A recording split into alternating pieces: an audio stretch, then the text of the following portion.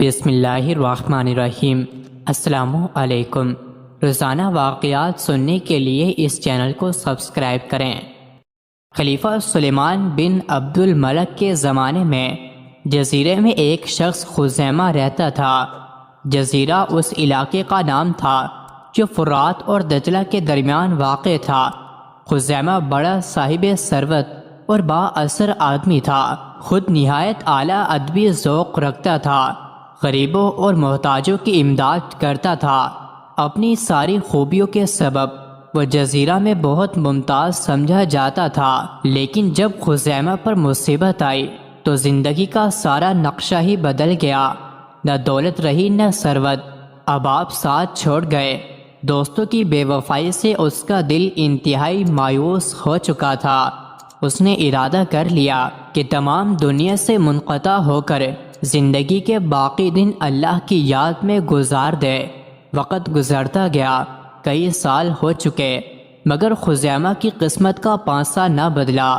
ان دنوں جزیرہ کا گورنر اکرمہ تھا، جو بڑے بلند اخلاق کا مالک تھا۔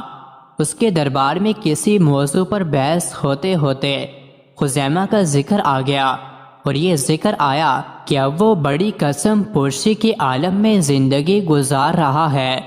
چنانچہ رات کے سائے میں جب شہر کے لوگ گہری نیند سوئے ہوئے تھے، اکرمہ خاموشی سے اپنے بستر سے اٹھا اور اشرفیوں کی ایک تھیلی لے کر اپنے ایک غلام خاص کو ہمراہ لے کر محل سے نکل گیا۔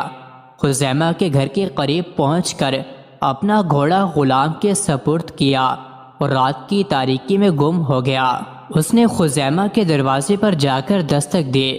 خزیمہ کے ہاں ایک عرصہ سے کوئی ملاقاتی نہ آیا تھا۔ وہ حیران ہوا کہ ایسے وقت میں کون آ سکتا ہے۔ اس نے دروازہ کھولا، اکرمہ نے سلام کیا اور تسلی دیتے ہوئے کہا، دوست، یہ تیری ضروریات کے لیے ہے۔ اکرمہ لوٹنے ہی والا تھا کہ خزیمہ نے جلتی اس کا دامن پکڑ لیا اور پوچھا، میرے محسن، تم کون ہو؟ اکرمہ نے جواب دیا، اگر یہ بتانا ہوتا تو رات کی اس تاریکی میں کیوں آتا؟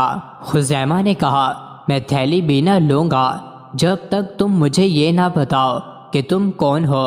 اکرمہ نے کہا، تم مجھے دکھیوں کا سہارا کہہ لو۔ خزیمہ کہنے لگا، اپنے بارے میں کچھ اور بتاؤ۔ اکرمہ نے جھٹکے سے اپنا دامن چھڑا لیا اور آن کی آن میں دور جا چکا تھا۔ ادھر اکرمہ کی بیوی نے دیکھا کہ اس کا بستر خالی پڑا ہے، بہت پریشان ہوئی۔ اکرمہ جلد ہی لوٹ آیا۔ بیوی نے پوچھا، کیا ماجرا ہے؟ اکرمہ بولا، اگر تمہیں بتانے والی بات ہوتی تو تم سے چھپ کر کیوں جاتا؟ بیوی یہ جواب سن کر مطمئن نہ ہوئی۔ اس نے اصرار کیا۔ مجبور ہو کر اکرمہ نے سارا واقعہ سنا دیا اور تاکید کی کہ کسی کو نہ بتائے۔ ادھر خزیمہ نے اپنی بیوی کو جگایا اور بتی جلانے کو کہا کہ دیکھیں تھیلی میں کیا ہے، مگر افسوس دیے میں تیل ختم ہو چکا تھا، اس لیے صبح تک انتظار کرنا پڑا۔ صبح ہوئی تو دیکھا تھیلی میں 4000 طلائی مہریں تھیں۔ خزیمہ نے سب سے پہلے اپنا قرض ادا کیا، نئے کپڑے خریدے اور پھر گھر کی تمام ضروریات پوری کیں۔ اللہ تعالی ہمیں نیک کام کرنے اور لوگوں کی مدد کرنے کی توفیق عطا فرمائے۔ مزید ایسے ہی ویڈیوز کے لیے چینل کو ضرور سبسکرائب کریں۔